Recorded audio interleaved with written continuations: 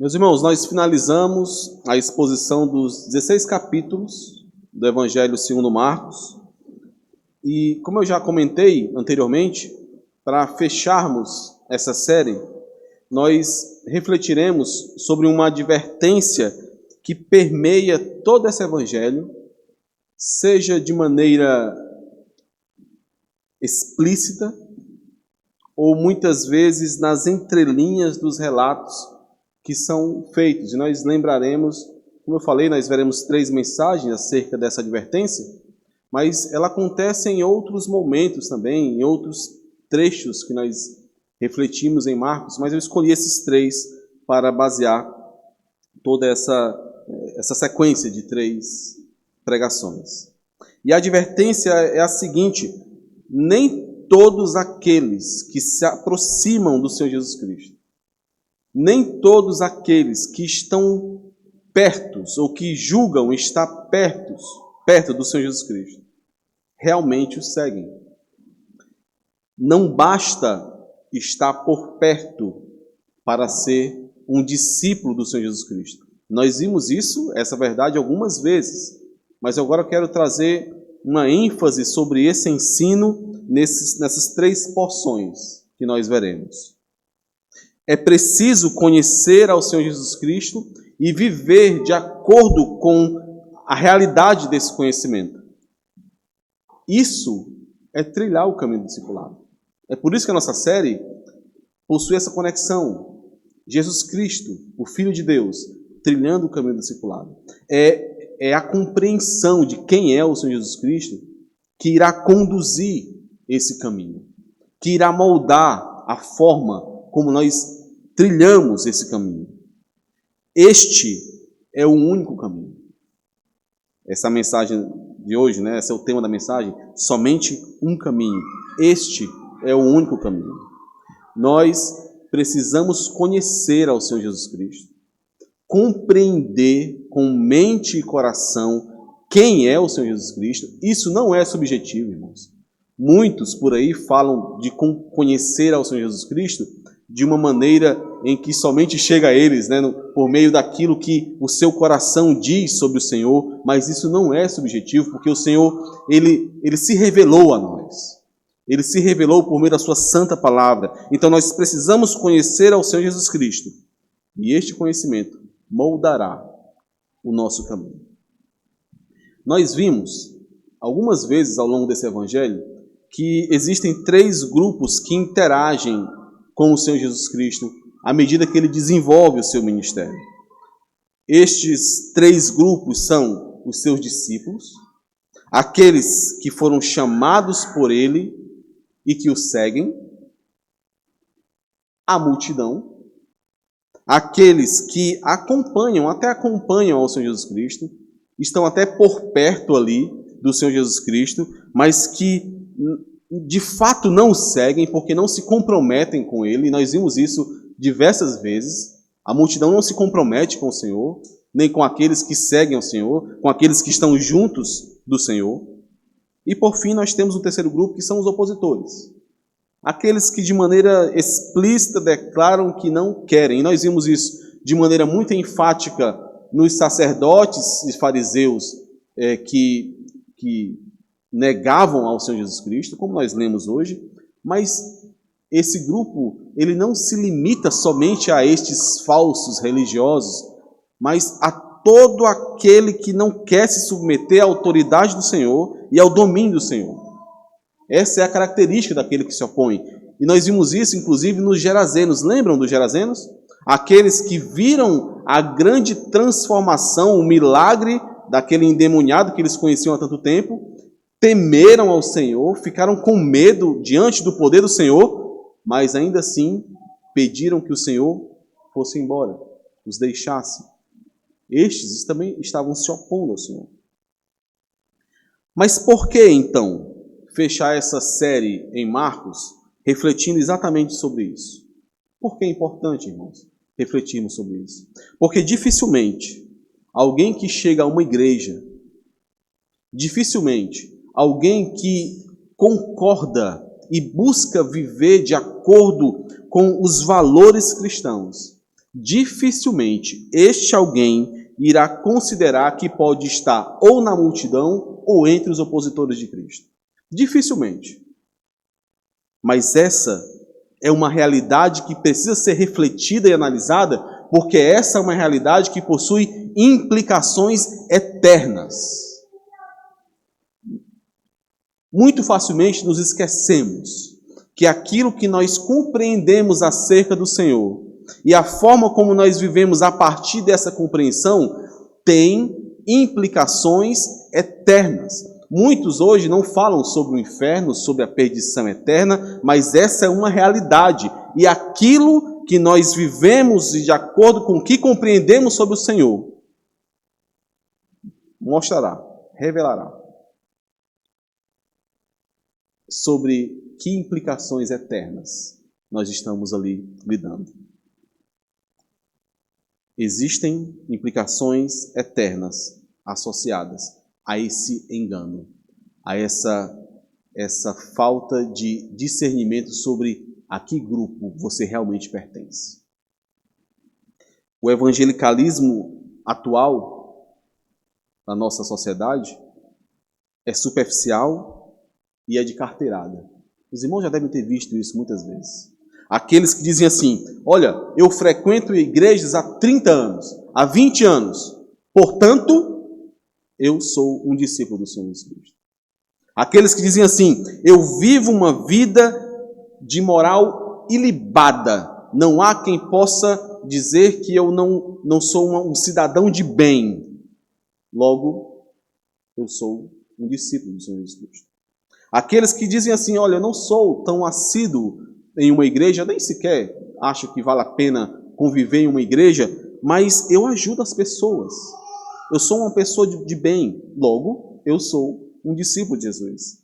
Olha, eu conheço a Bíblia, muito mais que a maioria daqueles que vivem em igrejas. Eu conheço a Bíblia, mas eu não vivo em meio às igrejas. Mas por conhecer a Bíblia, eu sou um discípulo de Jesus. É muito comum esse tipo de carteirada. Tudo é maravilhoso, tudo é perfeito, até o momento em que as provações da fé chegam, as decisões difíceis chegam, as escolhas que revelam o coração chegam, as tempestades chegam, e todos esses argumentos que foram utilizados desmoronam, não são suficientes, porque aquilo que foi apresentado como fundamento para dizer que você é um discípulo de Jesus não tem poder algum. Desmorona. E mais uma vez, irmãos, repito, o efeito deste engano é eterno. As consequências são eternas.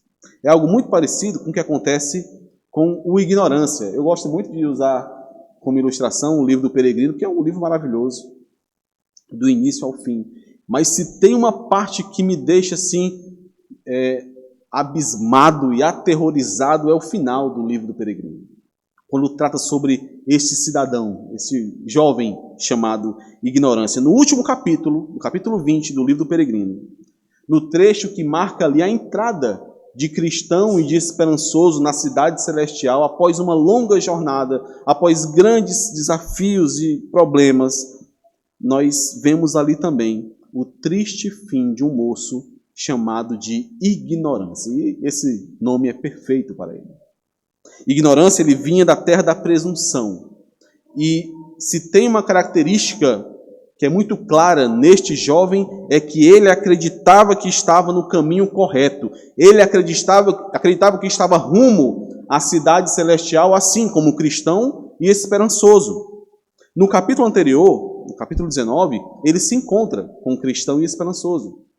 E eles começam a conversar. E ele então é alertado por cristão sobre os perigos da caminhada. O cristão começa a perceber que a forma como ele está trilhando aquele caminho não condiz com alguém que realmente está a caminho da cidade celestial. Então ele é alertado. Mas ele não recebe aquela exortação, aquele alerta.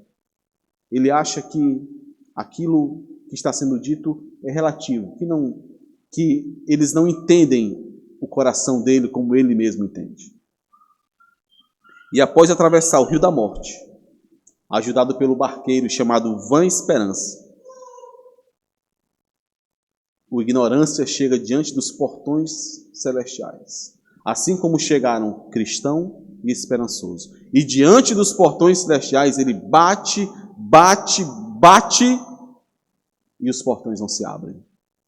Seres celestiais vêm, tomam ignorância, atam suas mãos e seus pés e o lançam no inferno. E John Bunyan finaliza esse livro contando o final do seu sonho, que tudo é um sonho que ele está relatando ali. Ele finaliza dizendo uma frase que é aterrorizadora, irmãos. Ele diz assim: e vi assim, aqui é o cristão comentando, né? E vi assim que também dos portões do céu, não só da cidade da destruição, havia um caminho até o inferno. É aterrorizador isso. Porque aquele moço ignorância, ele estava tão perto dos portões do céu, mas ao mesmo tempo tão longe. E essa é uma realidade assustadora. Uma realidade que passa muito facilmente desapercebida por muitos que vivem em igrejas, que se consideram cristãos desigrejados, que vivem uma realidade em que acham que por lerem a Bíblia e por conhecerem alguns versículos e por praticarem boas obras são realmente discípulos do Senhor Jesus Cristo. Essa é uma realidade aterrorizadora. O caminho do discipulado é único. Só existe um caminho de salvação. Mas muitos são os caminhos de perdição. Muitos são os caminhos que desviam da cidade celestial. Alguns são nítidos, alguns são óbvios, outros nem tanto. Alguns somente no fim se revelam como caminhos de perdição, mas são caminhos de perdição. Não importa o quão pareçam com o caminho da salvação. Nós veremos, irmãos, 3 porções de Marcos, como eu comentei, que apresentam esse tipo de advertência, esse tipo de alerta, de que não basta estar perto do Senhor Jesus Cristo, de que não basta estar em meio à multidão, de que não basta achar que porque você se parece com um discípulo, você é um discípulo. Nós veremos advertências desse tipo. Nós veremos o texto do capítulo 3, como nós lemos hoje, sobre a família de Jesus. Nós veremos no próximo domingo, com a graça do Senhor, o texto do capítulo 10, sobre o jovem rico, que também se chega diante do Senhor. E veremos, na quarta do dia 19, não do dia 12, mas do dia 19, nós veremos o terceiro desses textos, que é aquele escriba do capítulo 12, que faz a pergunta sobre o principal mandamento ao Senhor Jesus Cristo. Todos esses 3 têm a mesma linha condutora, o mesmo tema. Nem todos aqueles que se aproximam de Jesus, que estão perto de Jesus, realmente o seguem. Não basta estar por perto.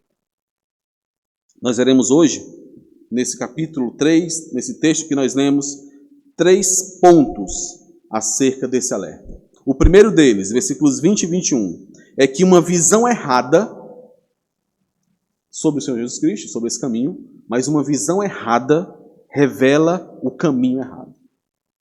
Um discernimento, uma compreensão errada, que é manifestada por meio das ações, não tem como não ser, essa visão errada revela o caminho errado. O segundo ponto, versículos 22 e 30, até o 30, é que a profundidade, trata sobre a profundidade do engano, relacionada a essa visão errada. Essa visão errada não é um engano bobo. Não compreender quem é o Senhor Jesus Cristo não é algo simples, trivial, banal, não. E é nesse ponto que nós veremos a profundidade desse engano, o grande perigo desse engano.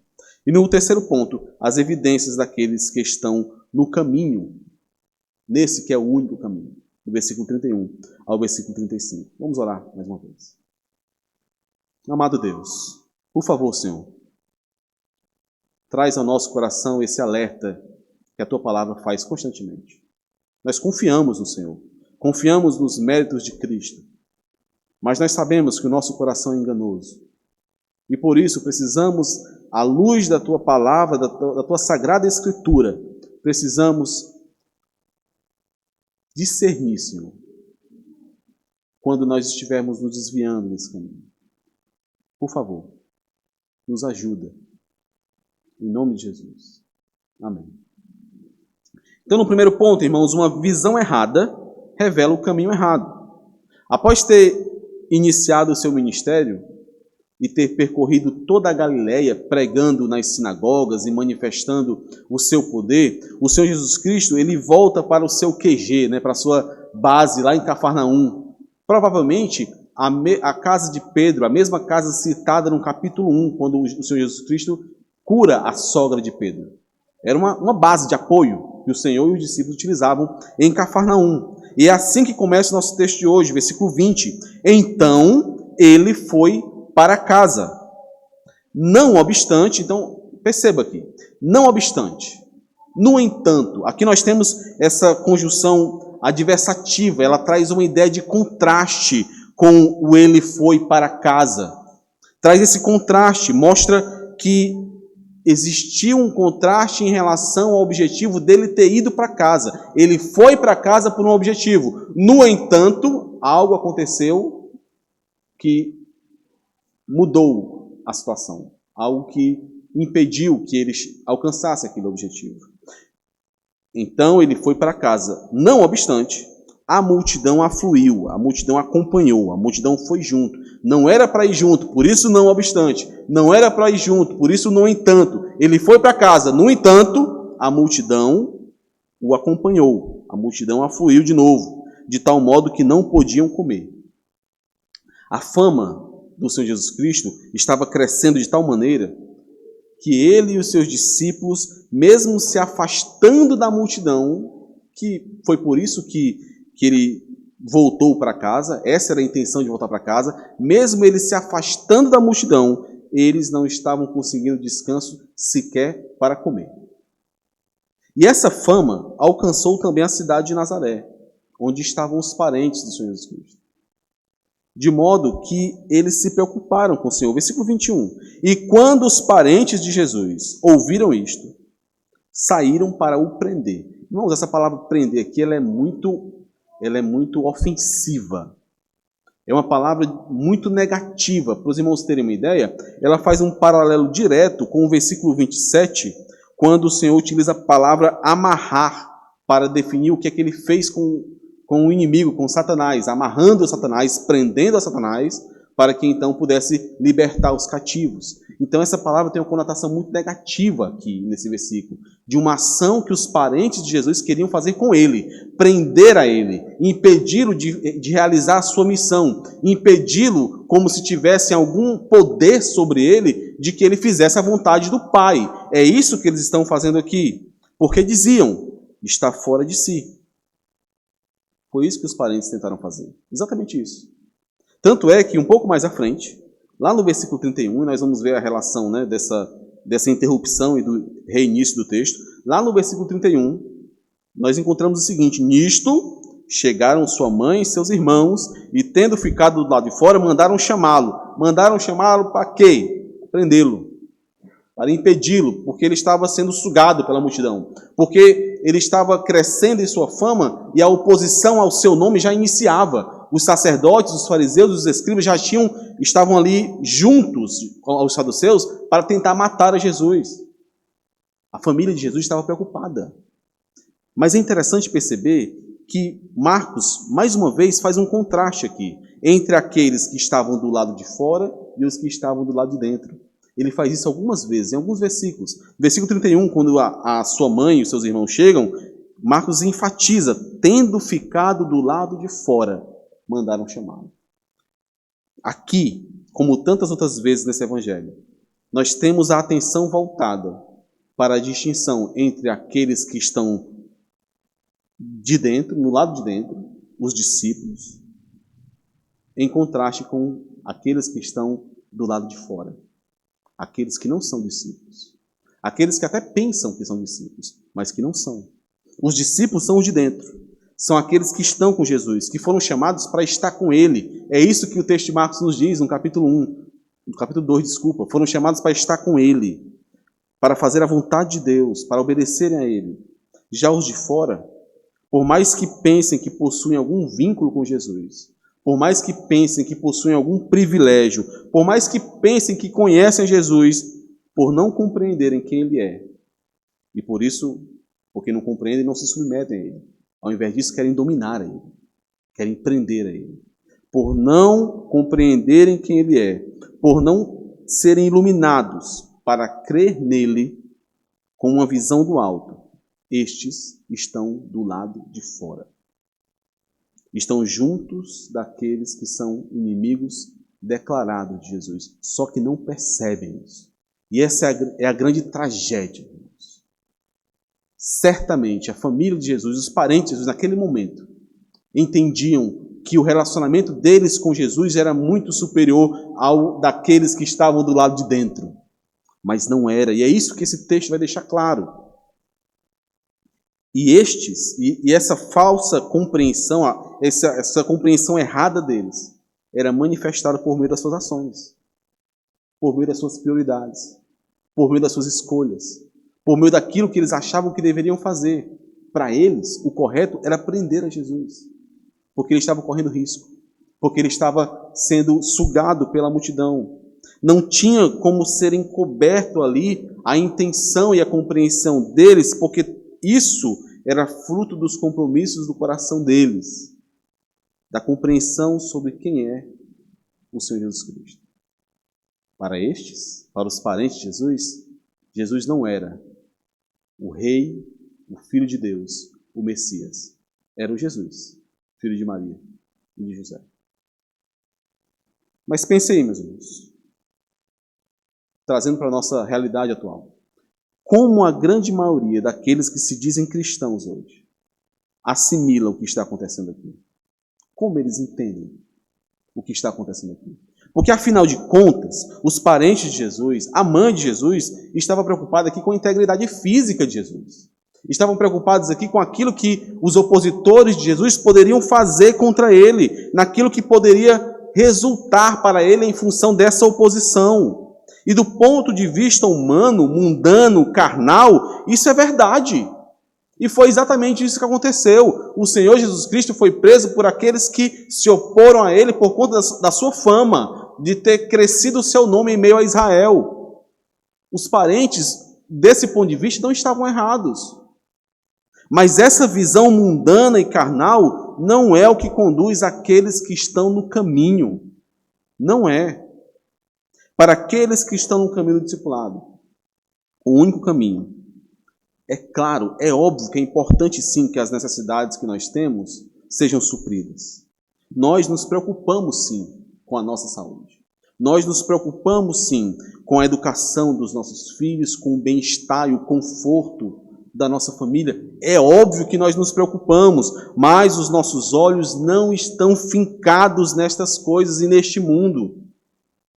E a lógica daqueles que estão do lado de fora, irmãos, a lógica daqueles que não compreendem quem é o Senhor Jesus Cristo, jamais conseguirá alcançar essa relação de prioridades. Jamais. Jamais entenderão que você, sem qualquer problema algum, se for necessário, você vai abrir mão de um futuro profissional brilhante para o seu filho, se isso for necessário para proteger a alma dele. Estes não entenderão isso. Essa lógica não cabe na cabeça daqueles que estão do lado de fora. Estes jamais entenderão que você privará sim a sua família de conforto, de bens, de coisas boas e importantes que o dinheiro pode pagar, e é verdade, que não são ruins em si, mas você abrirá mão sim, se for necessário, para que desta forma você possa pastorear melhor o seu lar, para que desta forma você possa cuidar melhor da sua família. Essa lógica não cabe na cabeça daqueles que estão do lado de fora. Essa é a lógica daqueles que estão no caminho. Os de fora não entenderão. Quando eu estava pensando sobre isso, refletindo sobre isso, eu lembrei mais uma vez de John Bunyan, não mais no Peregrino agora, mas na sua biografia. Para aqueles que não sabem, John Bunyan ele passou 12 anos preso por pregar o Evangelho. E ao longo desse período foi oferecido a ele diversas vezes a oportunidade de ficar livre. de sair da prisão. A única exigência é que ele não pregasse mais o evangelho. Mas ele disse que se fosse solto no outro dia, ele continuaria pregando. Mas nós precisamos lembrar de uma coisa, irmãos. Nós olhamos para essas figuras e vemos grandes heróis, e são realmente heróis da fé, mas estes passaram pelos mesmos problemas e angústias que nós passamos. John Bunyan tinha 4 filhos. Quando ele foi preso, a sua família passava necessidade. A filha mais velha de John Bunyan, a sua primeira filha, era cega. Ela vivia cheia de limitações. Ela vivia em uma época em que nós não temos as facilidades que hoje nós temos. E é diante de todo esse contexto que John Bunyan e a sua família, porque ele foi apoiado pela sua esposa, é diante desse contexto onde filhos passariam fome, onde a família ficaria desamparada, onde a sua primogênita cega teria ainda mais limitações. É diante desse contexto que ele toma a resolução, ele toma a decisão, diante de todo esse contexto, de continuar preso por causa do evangelho. Essa lógica não entra na cabeça de quem não conhece a Cristo. Muito facilmente. Muitos diriam que ele foi irresponsável. Afinal, ele tinha uma família para criar. Essa lógica não entra na cabeça de quem não conhece a Cristo. Mas você não pode se assustar com esse tipo de decisão tomada por Bunyan. Não pode. Não estou dizendo que você terá que fazer a mesma coisa. Mas isso não pode te assustar. O conhecimento que os parentes de Jesus tinham sobre ele, a forma como eles enxergavam a Jesus, a visão mundana que eles tinham sobre quem é Jesus e o que ele estava fazendo ali, tudo isso resultou em uma atitude de oposição. Por mais que essa não fosse a intenção deles, eles buscavam prendê-lo porque não compreendiam quem ele era. Eles achavam que estavam fazendo algo bom. Mas este engano, que muitos poderiam relevar, considerar como natural, como compreensível, este engano é interpretado e apresentado aqui por Marcos à luz da blasfêmia dos escribas. E é por isso que esse texto ele é a moldura do relato da blasfêmia dos escribas. Marcos está utilizando aqui a estrutura desse texto para nos mostrar a profundidade assustadora e o perigo do engano dos parentes de Jesus. Nós veremos isso no segundo ponto agora. O perigo de achar que conhece a Jesus sem conhecê-lo. O perigo de achar que Jesus pode ser dominado, pode ser colocado dentro de uma caixinha do seu conhecimento, daquilo que você acha que conhece. O perigo de não compreender corretamente o que significa ter um relacionamento com ele. A ideia de Marcos aqui, irmãos, é que ao interpretarmos esse texto, ao olharmos para o erro dos parentes de Jesus, ao nos perguntarmos o que eles fizeram, ao nos perguntarmos qual era a intenção do coração deles, ao nos perguntarmos quais são as consequências deste erro deles, a ideia de Marcos é que tudo isso fosse iluminado, interpretado pela atitude dos escribas e pela resposta que o Senhor Jesus Cristo dá aos escribas.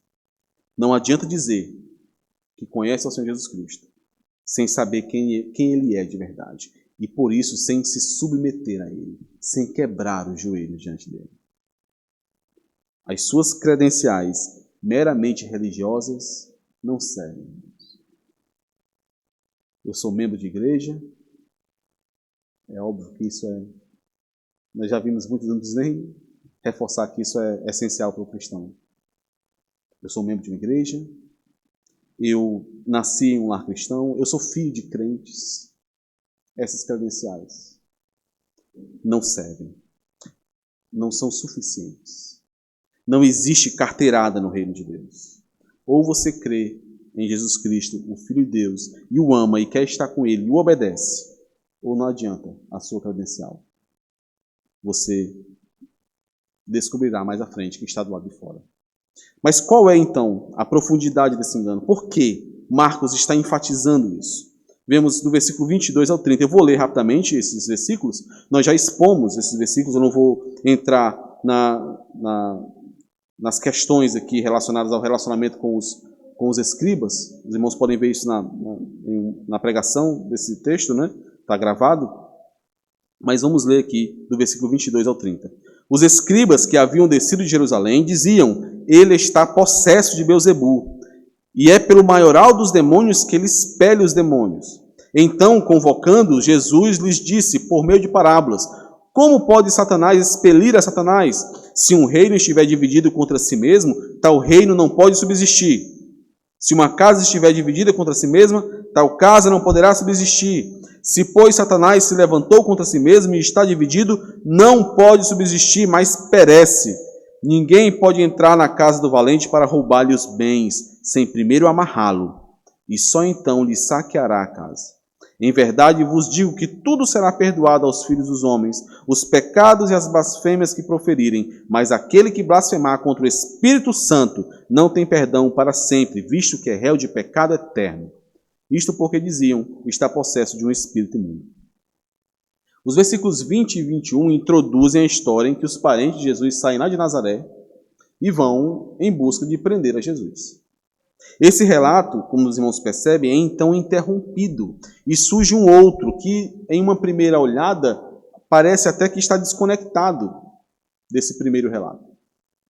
Nesse segundo relato, os escribas, buscando frear ali a fama do Senhor Jesus Cristo, eles fazem uma acusação muito séria, uma mentira, uma blasfêmia contra Deus, algo que vai além do limite do perdão, um pecado julgado ali pelo Senhor Jesus Cristo como tendo consequências eternas, um pecado eterno para a morte, como o apóstolo João define em sua primeira epístola. Só que após esse relato, após essa condenação que o Senhor Jesus Cristo faz ali, Marcos retorna com a história dos parentes de Jesus. Isso não se repete nos outros evangelhos. Não necessariamente isso acontece cronologicamente, é uma estratégia literária de Marcos, conduzida pelo Espírito Santo. Marcos retorna para a história dos parentes, aqueles que achavam que tinham algum direito, algum privilégio sobre o Senhor Jesus Cristo, aqueles que julgavam estar no círculo interno mais íntimo de relacionamento com o Senhor Jesus Cristo. Mas Jesus nega isso e deixa muito claro, como nós veremos no terceiro ponto, quem são realmente aqueles que pertencem aos de dentro, ao círculo mais interno. A estrutura utilizada aqui nesse trecho, irmãos, em Marcos, aquela técnica do sanduíche que nós já vimos algumas vezes, ela tem uma intenção muito clara. É por isso que ele utiliza esse recheio, esse relato, que ilumina a moldura, que ilumina o relato dos parentes. Ele tem uma intenção muito clara. Ele está nos mostrando que só existem dois tipos de relacionamento com o Senhor Jesus Cristo. Os dos discípulos, aqueles que estão do lado de dentro, em que o centro é Jesus, e os de fora. E o ponto de Marcos aqui é, mesmo aqueles que pensam estar dentro do círculo íntimo de Jesus, se não o conhecem realmente, se não entendem quem ele é, se não se submetem a ele, estes, na verdade, estão se opondo ao Senhor Jesus Cristo. E esse é o paralelo que Marcos faz. O paralelo dos escribas, que se opõem claramente, que são inimigos abertos do Senhor, que são inclusive condenados porque chegaram ao limite da oposição. Ele faz o paralelo destes com aqueles que, talvez sem intenção, talvez por ignorância, estão também se opondo ao Senhor Jesus Cristo sem saber, sem perceber. Aqueles que não compreendem quem é o Senhor Jesus Cristo. Não saber quem é Jesus, ou buscar compreender ou enxergar a Jesus com uma lógica mundana, é um perigo grande demais, irmãos. É satânico. E é interessante lembrar que é algo muito similar ao que aconteceu com Pedro. Quando Pedro, após fazer aquela confissão maravilhosa de que Jesus é o Filho de Deus, ele é influenciado por Satanás. E então quer, da mesma forma, prender a Jesus, impedir que ele morra. E o que é que o Senhor Jesus diz? Afasta-te, arreda, Satanás. Esse tipo de visão mundana sobre o Senhor Jesus Cristo é satânico. é potencialmente tão destruidora quanto a blasfêmia cometida pelos escribas. Esse é o alerta de Marcos. É isso que Marcos está alertando aos seus leitores e a nós também. A realidade de que ou nós estamos centrados em Jesus, ou nós estamos nos opondo a Ele. Não existe meio termo. Não existe outra alternativa. E é impressionante, irmãos, como nos nossos dias nós vivemos dias de relativismo cultural em diversas esferas. E esse relativismo expõe essa postura daquele que é gente boa, daquele que consegue se relacionar com todo mundo e que acha que assim pode agradar a dois senhores.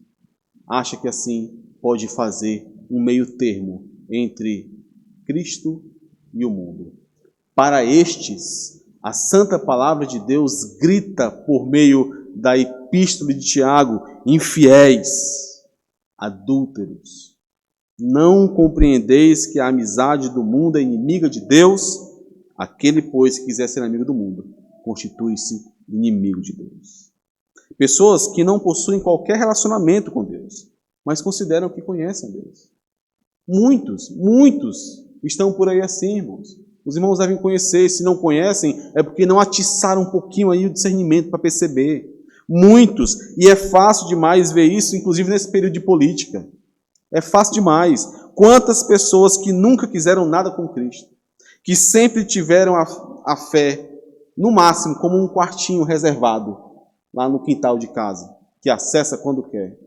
Quantos que nem sequer sabem quem é o Senhor Jesus Cristo, mas que são rápidos para defender posições carnais e mundanas, como sendo associadas ao Senhor Jesus Cristo, como sendo posições que Cristo defenderia. Os irmãos não ouviram? Muitos que falam por aí, será que Cristo faria assim mesmo? Nunca viram nada. Não querem relacionamento com Cristo. Mas se colocam nessa posição. A ignorância dessas pessoas é comparada à sagacidade e à maldade dos escribas. Estes escribas, que deveriam conhecer e se dobrar muito mais rapidamente ao Senhor Jesus Cristo. Estes que reconheceram o poder dele, mas de maneira maliciosa atribuíram esse poder a Satanás. Estes conheciam as Escrituras como ninguém. Estes conheciam as promessas e viram os sinais, viram os milagres, mas não se envergaram diante do Senhor. Não se dobraram. Amaram mais a si mesmos. Amaram mais a este mundo. De maneira voluntária, de maneira intencional, blasfemaram contra Deus, ao invés de se arrepender e crer no Evangelho. Irmãos, esse é um perigo que nós muitas vezes não atentamos e que é devastador. Não nos enganemos. Aquilo que nós estamos vendo nesses escribas, essa blasfêmia, esse final de reta, porque o Senhor Jesus Cristo não deu mais esperança para eles. Não há esperança para eles. Isso é o resultado final da dureza de coração. Isso é o ponto final de um coração duro e que não se rende diante do Senhor. E é por isso que Marcos traça um paralelo dessa dureza dos escribas, que é final, que é incurável, que é terminal, com a dureza que ainda pode ser curada dos parentes de Jesus e daqueles que estão do lado de fora, no meio termo ali, sem entender o que estão fazendo, mas que ainda pode ser curada. Meus irmãos, vou repetir isso, falei no início dessa mensagem. Nós aqui estamos falando de questões eternas. Nós estamos falando... É muito fácil quando nós não nos conectamos durante a pregação, não nos preparamos para a pregação, ou estamos um pouco distraídos. É muito fácil nós ouvirmos pregações como se fossem histórias que tentam ali nos convencer de algo, mas aqui nós temos implicações eternas. Estes escribas que nós lemos aqui não foram personagens criados para trazer uma ilustração para nós. Não é como Ignorância, que é um personagem criado por Bunyan.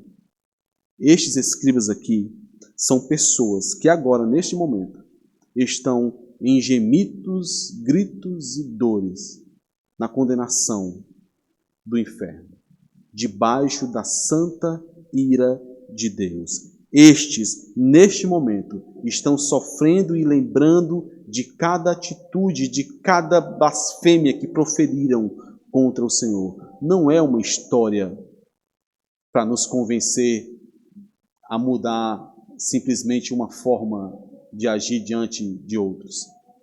Tem implicações eternas.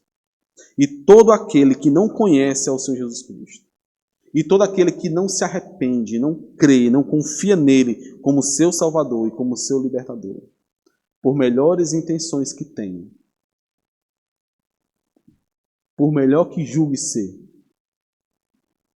assim como aqueles parentes de Jesus julgavam, assim como as intenções daqueles parentes eram boas, de acordo com o seu juízo, mas sem estar em Jesus, terão o mesmo fim desses escribas. Esse é o alerta de Marcos. Os parentes de Jesus, ao que a palavra nos indica, eles não se perderam. Eles estavam num caminho de dureza de coração e de oposição, mas foram resgatados pelo Senhor. E esse é o alerta que Marcos traz. Religiosidade, tradição familiar, rotina na igreja, nada disso quer dizer conhecimento ou relacionamento com Cristo. Nada disso. Não é só vir à igreja. Não é só ouvir a palavra. Não basta nascer em um lar cristão. Não basta ter anos e anos como membro de uma igreja. Somente em Jesus você alcançará libertação, salvação. Não há outro caminho. Você deve, ao ouvir essas palavras, você deve estar agora ou exultando de alegria pela convicção que o Santo Espírito te dá de que essa libertação chegou até você, ou tremendo diante dessa realidade, que também não é algo ruim, considerando que a outra opção seria a insensibilidade da morte, que ao ouvir essas palavras não causa qualquer tipo de reação. Mas quem são, então, estes que estão no caminho correto, no único caminho? E esse é o nosso último ponto, as evidências dos que estão no caminho, do versículo 31 a 35. Nisto chegaram sua mãe e seus irmãos, e tendo ficado lá de fora, mandaram chamá-lo. Muita gente estava sentada ao redor dele e lhe disseram: olha, tua mãe, teus irmãos e irmãs estão lá fora, à tua procura. Então ele lhes respondeu, dizendo: quem é minha mãe e meus irmãos? E correndo olhar pelos que estavam assentados ao redor, disse: eis minha mãe e meus irmãos. Portanto, qualquer que fizer a vontade de Deus, esse é meu irmão, irmã e mãe. Após o chamado dos parentes, a resposta do Senhor Jesus Cristo foi intrigante ali. Nós estamos falando de uma cultura judaica que ensina, inclusive, né, por meio do 5º mandamento, que devemos honrar pai e mãe. Então, certamente, os discípulos ali, com a resposta do Senhor Jesus Cristo, eles ficaram ali de olhos arregalados. O que é que o Senhor está falando aí? Mas o Senhor Jesus Cristo não estava ali ensinando que nós devemos desprezar os laços de sangue. De forma nenhuma. Esse é o 5º mandamento, é um princípio estabelecido ali. De forma nenhuma. O que o Senhor Jesus Cristo está ensinando ali, definindo, são as prioridades dos habitantes do reino de Deus. O reino que Ele está anunciando. Neste reino, todos possuem uma mesma filiação, um mesmo laço. São um só corpo, uma só família. E o propósito de Deus para essa família, e devemos atentar a isso, irmãos. Atente a isso. O propósito de Deus para essa família tem prioridade sobre o propósito da família daqueles que, mesmo possuindo laços sanguíneos, não se arrependeram e não creram no Evangelho do Reino. Quem são estes chamados de família pelo Senhor Jesus Cristo? No versículo 34 é uma cena maravilhosa. Imagine essa cena, irmãos. Os discípulos ali, dentro desse contexto judaico, onde o laço familiar é tão forte, os discípulos ali sentados ao redor de Jesus. O Senhor Jesus olha para cada um dos discípulos. O versículo 34 diz que correndo olhar por todos ali, olhando para cada um, o Senhor Jesus Cristo diz que estes são a sua família. Estes são a sua família. Aqueles que estavam com ele ali, mesmo não compreendendo ainda plenamente quem ele era, porque eles estavam num processo de compreensão. Mas estavam ali. Mas se submetiam ao Senhor Jesus Cristo. Estavam aos pés dele. Aqueles que estavam mesmo confusos sobre o reino, sobre o que deveriam fazer. Mas ainda assim, estavam ali, diante de Jesus, aos pés de Jesus, aprendendo com ele. O Senhor Jesus Cristo olha para eles e diz: vocês são a minha família. Vocês, meus discípulos, são a minha família. Meus irmãos, mesmo errando e pecando contra o nosso Senhor, nós somos chamados e comprados por Ele. Nós somos dele, propriedade dele. É por isso que nós estamos aos seus pés. Não é pela nossa perfeição. Não é porque nós não erramos, porque não pecamos. Infelizmente ainda pecamos. Mas é porque nós somos chamados por Ele, comprados por Ele, somos dele. Mesmo que às vezes falhando, caindo, errando, como os discípulos tantas vezes fizeram. E foi relatado aqui em Marcos, e nós vimos. Mas nós somos seus discípulos, sua família. E eu quero finalizar trazendo uma ênfase aqui para os irmãos. Nós somos isso, essa família de Jesus, juntos. Esse é o contexto que está sendo mostrado aqui. Os discípulos juntos, sentados ao redor de Jesus. A vida cristã não é uma carreira solo.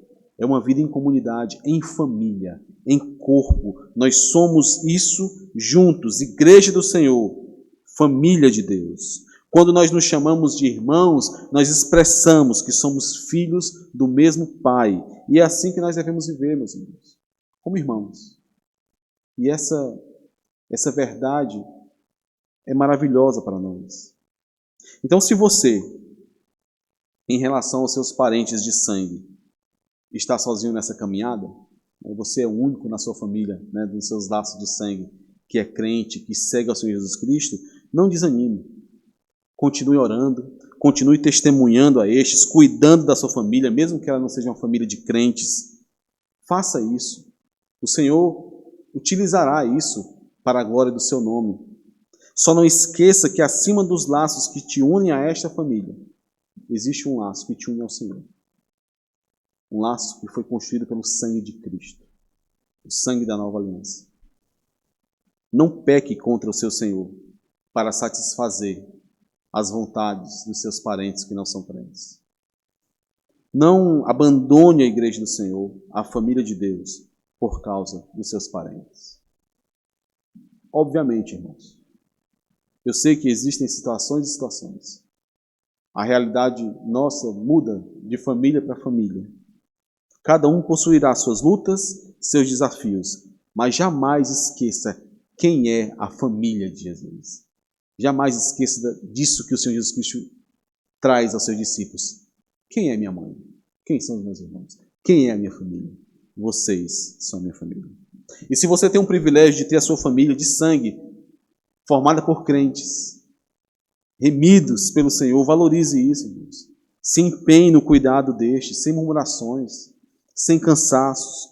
Honre a sua esposa que é crente. Honre o seu marido que é crente. Não deixe de apontá-los para Cristo. Não crie você mesmo armadilhas para a sua família. Infelizmente, isso é tão comum. Pessoas que são abençoadas pelo Senhor em terem a sua família no meio do corpo de Cristo, sua família de sangue, mas que utilizam isso de maneira a formar uma espécie de gueto, de gangue familiar, de maneira que quem tem mais gente na família tem mais poder na igreja, tem mais decisão na igreja. Isso acontece tanto por aí, irmãos. Não deixem de refletir, mesmo que minimamente, acerca disso. Não crie armadilhas para a sua família. Ame-os com o amor de Cristo. Ensine-os com o testemunho e o valor da família do Senhor Jesus Cristo. Ensine-os a valorizar a família de Cristo. Ensine-os a valorizar a igreja do Senhor. Para concluirmos, e nós veremos isso nas 3 mensagens, Marcos coloca esse embate tão duro do Senhor Jesus Cristo com os escribas, no meio desse relato aqui acerca de quem são seus discípulos, de quem é a sua verdadeira família. não para nos deixar ansiosos sobre a possibilidade, por exemplo, de termos blasfemado contra o Espírito Santo, de não sermos da família de Deus. Esse não é o intuito. Até porque se você tem essa preocupação, muito provavelmente essa é uma evidência de que você se arrepende e crê no Evangelho. E não blasfema contra o Senhor. Quem blasfema não está nem para isso. Mas aqui nós temos um alerta.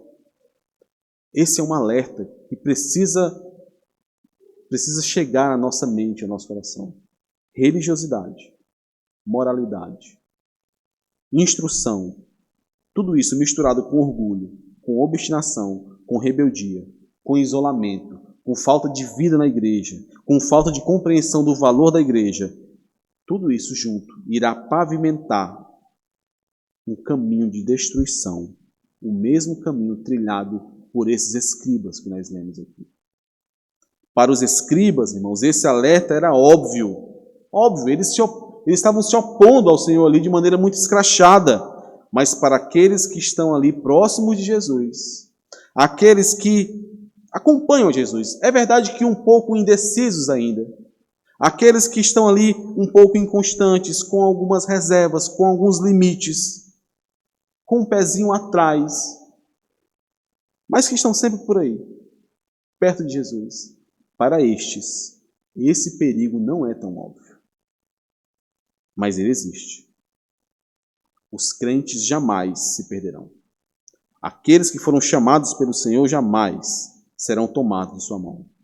Mas aqueles que em algum momento de suas vidas tomam o caminho dos escribas, mesmo que lá no início da jornada, mesmo que de maneira muito velada, não sei se os irmãos lembram, mas o primeiro embate de Jesus com os escribas e fariseus aconteceu no coração dos escribas. Eles arrazoavam em seu coração. O Senhor, como Deus que é, percebeu isso, enxergou isso e então falou a eles. Mas tudo isso, toda essa oposição começou no coração.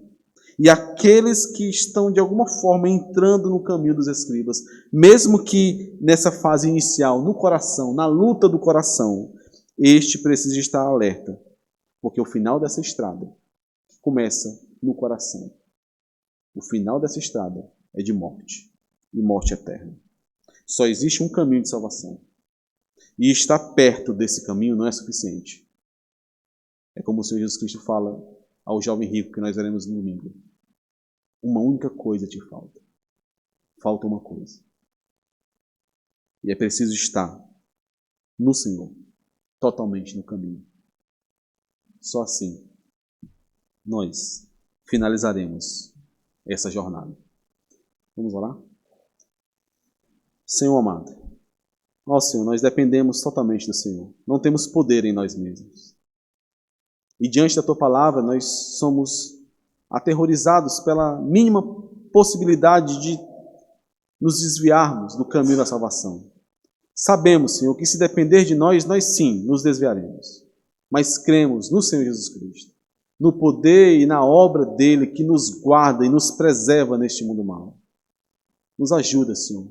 Dá-nos discernimento para que, por meio da Tua palavra, nós possamos cada vez mais compreender quem é o Senhor e vivermos de maneira digna dessa compreensão. Abençoa-nos, Pai, em nome de Jesus. Amém.